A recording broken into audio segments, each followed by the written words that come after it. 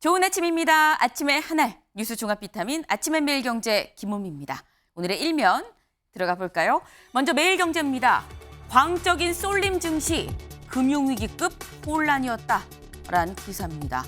네, 어제 증권시장 상당히 출렁였습니다. 여기 좀 밑줄을 같이 보겠습니다. 26일 어제죠. 코스닥 시장은 4.18% 급락해 900선의 턱걸이를 했다라는 얘기입니다.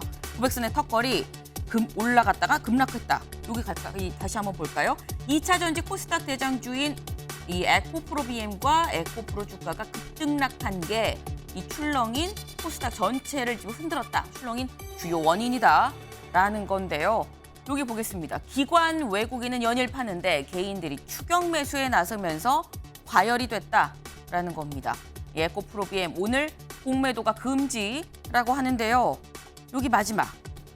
2차 전지 주식 외에 대부분 지지부진한 장세가 이어지자 포모, 소외되는 것에 대한 두려움 증후군으로 극단적인 이런 현상으로 좀 나타났다라는 겁니다. 너도 나도 다 2차 전지 사니까 나도 따라 사는 이런 상황. 그러다 보니까 이렇게 출렁였다라는 얘기입니다. 다음 일면 보겠습니다. 동아일보입니다.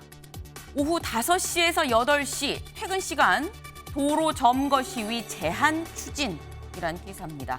네, 대통령실에서 이 집회 요건을 강화하도록 입법해라라고 좀 권고를 했다라는 건데요. 이 뭐 제대로 얘기를 한다면 명확히 얘기를 하자면 입법이 아니라 개정이겠죠. 현재 있는 이 집시법 좀 더 강화해서 오후 5시에서 8시 이 사람들이 상당히 많이 오간 이런 시간엔 퇴근 시간엔 도로 점거 사실상 제한할 수 있도록 좀 추진을 하겠다라는 이런 취지입니다. 이 관련해서 다음 기사도 좀 이어서 보겠습니다. 다음 경향신문입니다. 경향신문은 이번 이 움직임에 대해서 대통령실 도로 점거, 야간 집회 등 규제 더 옥죄인다라는 표현을 썼다라는 거. 약간 다른 시각이 좀 있습니다. 그래서 좀 같이 저희가 일면으로 좀 선정을 해봤고요. 다음 보겠습니다. 조선일보입니다. 평양 간 러시아 국방장관 커지는 무기거래 의혹입니다. 네, 러시아 국방장관 지금 러시아가 우크라이나랑 전쟁 중입니다. 우크라이나 전쟁 중에 이례적으로 방북을 했다. 전쟁 중에 장수가 다른 나라를 갔다는 거 이례적일 수밖에 없죠. 그러다 보니까 무기 거래를 하는 거 아니겠느냐. 사흘간 머물면서 김정은과 면담을 할 것으로 보인다. 러시아 매체는 북한 의용군이 파견되는 이런 계획도 있다라고 지금 얘기를 했습니다. 북한이 아마도 러시아에 무기를 하는 거 아니겠느냐라는 얘기가 있는데 관련해서 오늘 새벽에 백악관에서도 또 입장을 내놨습니다. 백악관 브리핑에서 뭐라고 했느냐.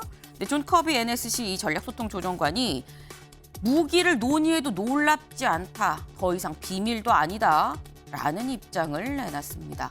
향후 러시아 국방장관 무슨 얘기를 나누고 러시아로 돌아가는지도 좀 주목을 해봐야겠다는 생각이 들죠. 다음 보겠습니다. 한겨레입니다. 당정 교권 침해 학생부 기록 추진. 네.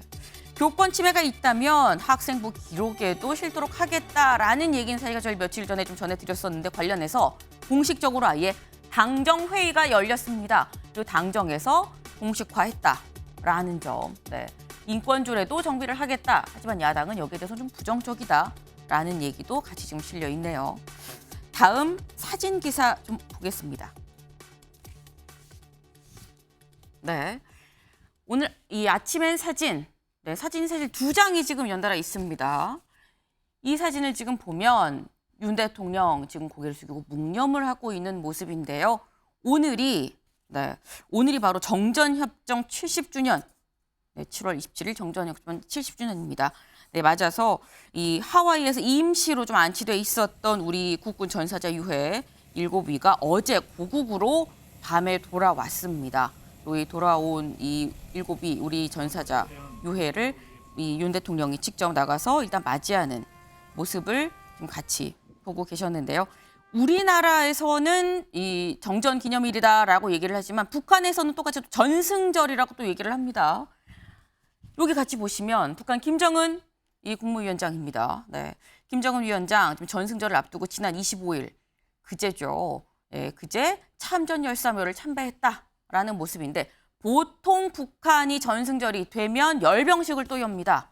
또 주목해야 될 부분이 이 열병식 어떤 무기가 어떤 규모로 나오느냐 이걸 또 보고 북한의 현재 상황을 또 판단할 수 있는데 아직은 열병식을 했다는 얘기가 없기 때문에 이 부분도 주목해봐야겠다라고 좀 말씀을 드릴 수 있을 것 같습니다.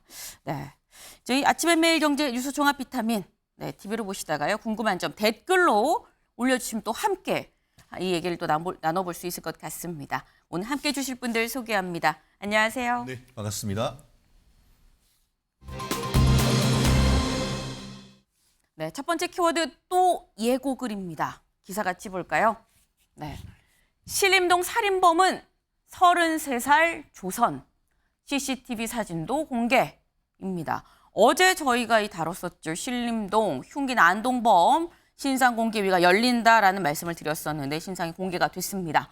바로 이 사진, 네, 경찰이 공개한 33살, 이름이 외자입니다. 조선입니다. 네, 조선, 지금 여기는 증명사진이고요.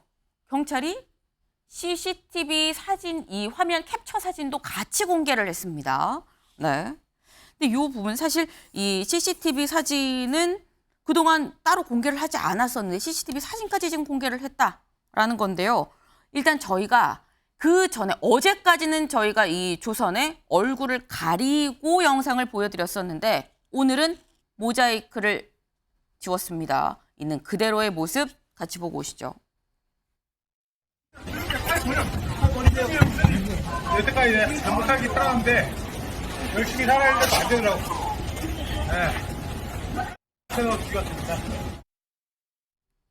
네. 사실 많이 보신 영상입니다. 하지만 저희가 그동안 얼굴을 가렸습니다만 신상공개회에서 공개로 결정이 났기 때문에 모자이크를 지우고 다시 한번 보여드렸는데 최진영 변호사님. 사실 지금 올해 7번째 신상 공개입니다. 근데 항상 신상 공개를 할 때마다 나오는 얘기가 머그샷 논란이 늘 있어 왔어요. 그래서인지 경찰이 고육지책으로 일단 CCTV 이 캡처 사진도 같이 공개를 했습니다.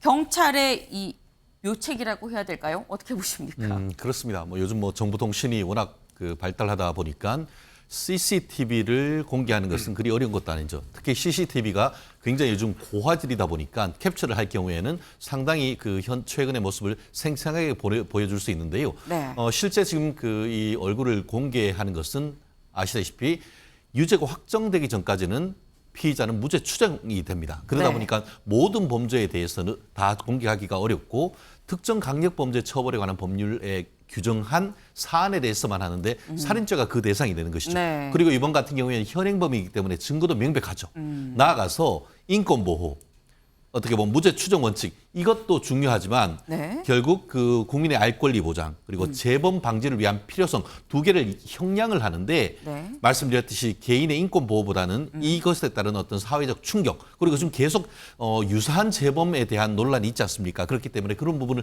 방지하기 위해서 얼굴을 공개하는 것은 정당성이 저도 있다라고 판단하는데요. 문제는 네. 미국과 달리 머그샷을 공개할 수 있는 근거가 없다는 것이죠. 네. 머그샷이 뭡니까? 지금 딱 잡으면은 먼저 이제 키가 얼마고 네. 얼굴이 얼마고 이런 것들을 다 찍는 사진 앞모습이 아니겠습니까? 옆모습이 다 나오죠. 최근에 있는 앞사진, 옆사진 이런 것들을 정확하게 어떤 사진을 미국 같은 경우에는 공개하는데 네. 우리나라 같은 경우에는 행정안전부 산하의 법제처에 문의를 했습니다. 경찰청에서 네. 지금 현행법 하에서 이와 같은 최근 사진을 공개할 수 있느냐라고 문의를 했더니만 적어도 현행법 하에서는 이 범죄 이후에 체포된 이후의 사진을 공개하길 근거가 없다라고 했기 때문에 고육지책으로 좀 전 같은 경우에 최초에 공개했는 것은 주민등록 사진입니다. 네. 근데 주민등록 사진도 너무 오래된 것이 아니냐 하니까 부랴부랴 CCTV 스틸컷을 냈는데요. 네. 앞으로는 입법 개선을 통해 가지고 우리도 미국처럼 최근에 있는 체포 이후에 있는 머그샷 네. 공개하도록 하는 입법적 개선이 필요하다는 것이 중론인 것 같습니다. 네. 지금 경찰이 고육지책으로 묘책으로 CCTV 지금 스틸컷 이 잠깐 캡처한 사진도 같이 공개를 했습니다. 하지만 말씀 나온 것처럼 죄송합니다. 현행법상으로는 이거 지금 머그샷을 찍을 수가 없다라는 거. 그렇다면 법을 바꿔야겠죠. 네. 다음 기사를 좀 같이 이어서 보겠습니다. 계속 바뀌는 진술, 가명 노린 꼼수, 범행 전 급소 검색, 난 사이코패스.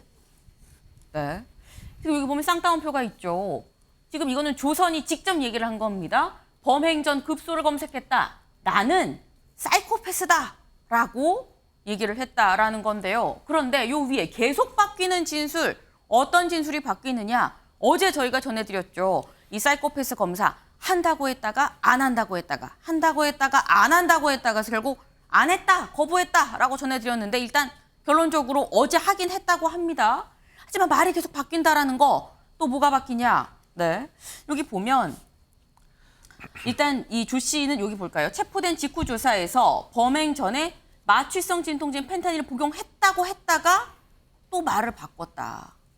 우울증이 있다는 주장도 했는데 확인해 보니까 일단 10년 동안 치료받은 적도 없다라고 지금 얘기를 하고 있습니다. 조현선 변호사님.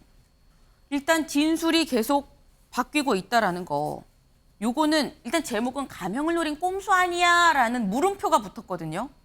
전문가 입장에서 사실 사건 사고 많이 접하시잖아요. 꼼수입니까 아닙니까? 어떻게 보세요? 지금 조선 씨와 같은 경우에는 형사 처벌 전력이 다수 있는 것으로 확인이 되고 있으니까 네. 아무래도 그 형사 처벌 절차에 대해서 다른 사람들보다는 잘 알고 있다라고 보는 게 맞을 것 같고요.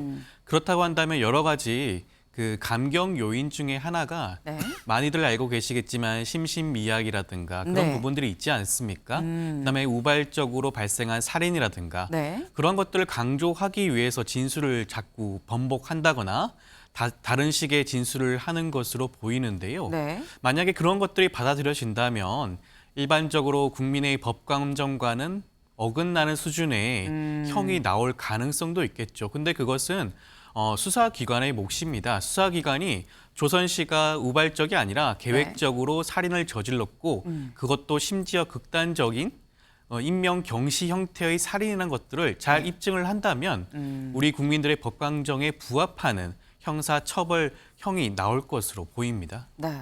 지금 말씀 중에 인명 경시 살인이라는 말씀을 하셨는데 다음 기사를 좀 보겠습니다. 네.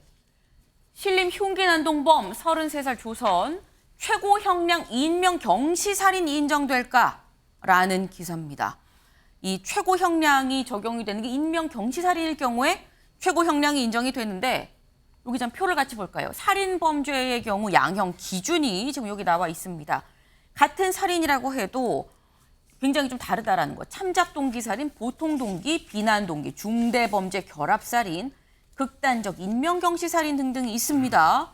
그래서 기본적으로 요 가운데 있는 요런 형량이 지금 적용이 되는데 여기에서 가중될 경우에는 이쪽으로, 이 감경될 경우에는 이쪽으로 좀 형량이 좀 나뉠 수가 있다라는 겁니다. 근데 여기에서 이 표상 가장 좀 중징계, 가장 좀 큰 형량이 극단적 인명 경시 살인이 가장 크죠. 지금 감경이 돼도 20에서 25년이고요. 뭐 가중된다고 한다면 무기 이상이 나올 수도 있는 기본적으로 23년 이상의 형이 나옵니다. 이게 지금 적용이 될 수 있을 것인가인데 여기 볼까요? 우울증을 주장하는데 심신미약이 인정될 것인지가 관건이다. 심신미약은 감경 사유죠. 최 변호사님. 네. 지금 본인 스스로 나는 사이코패스다라고 본인이 얘기를 하고 있거든요. 사이코패스는 심신미약입니까 아닙니까? 그럴 수가 없죠. 사실 저는 그 대법원 양형위원회에서 전문위원으로 저 같은 살인죄 양형 기준도 만드는 등 한 5년 이상 네. 양형 실무를 지금 담당했었는데요. 말씀하신 것처럼 그 살인죄는 전형적인 동기 범죄입니다. 그래서 동기에 따라 5단계를 나눠서 하는데 네. 이 사안 같은 경우에 3단계인 이른바 비난 동기 살인이냐 아니면은 5단계인 극단적 인명 경시 살인이냐 이 부분이 지금 논란이 될 수가 있다라고 얘기할 수 있고요. 통상 어떠냐 하면은 한 명을 살해한 케이스에 있어서는 네. 이건 비난 동기 살인이다라고 얘기를 합니다. 그런데 극단적 인명 경시 살인 같은 경우에는 네. 말씀드린 것처럼 불특정 다수인을에 대한 살인을 하거나 네. 살해욕의 발레로서 살인을 하는데 네. 2명 이상 살해한 케이스에 극단적 인명 경시 살인으로 해서 어떻게 보면 무기징역 이상 네. 경우에 따라서는 사형도 공고하도록 그렇게 되어 있습니다. 그렇지만 설령 2명 이상 살해하지 않다 하더라도 네. 이번 같은 경우에는 1명이 사망하고 또 중상해를 입은 사람들이 3명 가까이 됩니다. 그렇죠. 그러면은 이른바 양형 기준에 의해서 이탈을 해서도 재판부는 판결을 할 수가 있습니다. 그렇기 때문에 설령 2명이 사망하지 않았기 때문에 극단적 인명경시 살인을 하지 않다 하더라도 네. 비난 동기 살인만으로도 사실 법원 같은 경우에는 양형 기준을 이탈을 해서 사형 선고를 할 수 있습니다. 네. 제가 그 좀 전에 질문에 대해서 이 부분에 대해서 사이코패스면 감형되느냐? 네. 사이코패스라고 감형은 절대 되지가 않습니다. 지금 얘기한 것처럼 본인 스스로 내가 사이코패스라고 하는 건 인식을 하고 있지 않습니까? 네. 그것이 어떻게 그 감형될 수 있는 사안이 되겠습니까? 그렇기 때문에 이 사안은 말씀드린 것처럼 검찰은 제가 봤을 때는 사형을 구형하는 것이 거의 예정돼 있다. 다만 실질적인 선고가 네. 무기징역이 될지 경우에 따라서 사형 선고가 될지 그 부분이 저는 관건이 될 것이라고 예측합니다. 지금 5년 동안 양형위원회에서 직접 이 활동을 하신 최 변호사님은 사형이냐 무기징역이냐의 문제지 그 외에는 더 이상 고려할 필요도 없다라고 굉장히 좀 강경하게 말씀을 주셨습니다. 근데 사실 굉장히 대낮에 흉기난동 사회적으로도 무섭고 일어나서 안 되는 지금 그런 일인 거죠. 사회적 파장이 상당했습니다. 그런데 다음 기사 보겠습니다. 어제 저희가 예고글을 올린 사람 체포가 됐다라고 말씀을 드렸는데 또입니다. 신림동 흉기난동범은 33살 조선 여성 살해 또 온라인 예고글. 네. 온라인에 지금 신림역에 내가 가서 이 살인을 하겠다라는 이런 예고글이 또 올라왔습니다. 이제 온라인에 뭐가 올라왔는지 같이 좀 볼까요? 네, 지금 신림역 여성 살인 예고 협박글. 어제 저희가 말씀드렸던 체포됐었던 사안은 사실 이겁니다. 24일 오후 2시에 이 해당 흉기를 내가 본인이 샀다라는 것까지 증명을 하는 걸 같이 첨부해서 올렸던 바로 이 글. 이 글을 올린 사람은 본인이 이 IP 추적이 좀 점점 좁혀져 가니까 본인이 자수를 하고 체포가 됐습니다. 긴급 체포가 됐는데 이후에 이 글이 올라오고 또 다른 글, 약 2시간 뒤에 오후 4시 이 글이 또 올라왔었어요. 나도 가서 살해를 할 거다라고 얘기를 하면서 굉장히 구체적으로 어떻게 할 거다라는 얘기까지 올렸습니다. 그리고 뿐만 아니라 25일 오후 밤 10시에도 신림역 일대에서 여성 강간 살인할 것. 네, 단순 살인도 아닙니다. 지금 죄질이 더 안 좋죠. 이런 글이 정말 의도성이 있다고 본다면 더더욱 죄질이 안 좋을 수밖에 없는 지금 이런 글을 올렸습니다. 근데 조현삼 변호사님, 제가 이해가 안 되는 부분이 일단 먼저 최초의 글을 올렸던 예고글을 올렸던 사람이 체포가 됐거든요. 체포가 된 걸 보고 난 다음에도 계속해서 이런 글이 올라온다는 거. 이거는 어떻게 봐야 되는 거죠? 난 안 잡힐 거다라는 생각을 하는 걸까요? 아마 거기까지 생각을 해서 그러한 글을 썼다고 생각되지는 않고요. 네. 저는 지금과 같은 이런 살인 사건이 어떻게 보면 언론을 통해서 너무 자극적으로 소화되는 게 아닌가 싶습니다. 네. 지금 언론뿐만 아니라 그 온라인상에서 관련 영상이 무분별하게 유통이 되었죠. 단순히 경각심을 가지는 수준에 그치지 않고 네. 오히려 어떻게 행동을 했고 어떻게 피해자가 쓰러졌는지를 적나라하게 보여주고 모방이 될 수 있다. 그렇죠. 그러한 것들에 대한 얘기가 화제에 오르는 정도의 수준입니다. 지극히 안 좋은 상황 전개라고 할 수 있고 네. 오히려 그렇다고 한다면 지금과 같은 모방 범죄를 네. 더욱더 부추길 수 있다고 할 수 있겠죠. 그렇다고 한다면 수사당국에서는 단순히 네. 지금 살인 사건에만 집중하지 말고 관련 영상이 유통되는 것도 철저히 통제를 해야 되는 게 아닌가 싶습니다. 네. 지금 우려되는 게 말씀처럼 뭐 유튜브 또 SNS 등등으로 굉장히 많은 당시의 영상이 좀 유포가 되고 있습니다. 경찰이 이거는 법 위반이다, 처벌받을 수 있다라고 분명히 얘기했음에도 불구하고 사실 아직도 좀 돌아다니고 있습니다. 절대 이런 부분 모방해서는 안 된다라는 점. 이 사건 자체뿐만이 아니라 그 이후에 있는 파장까지도 좀 같이 신경을 써야겠다라는 생각이 듭니다.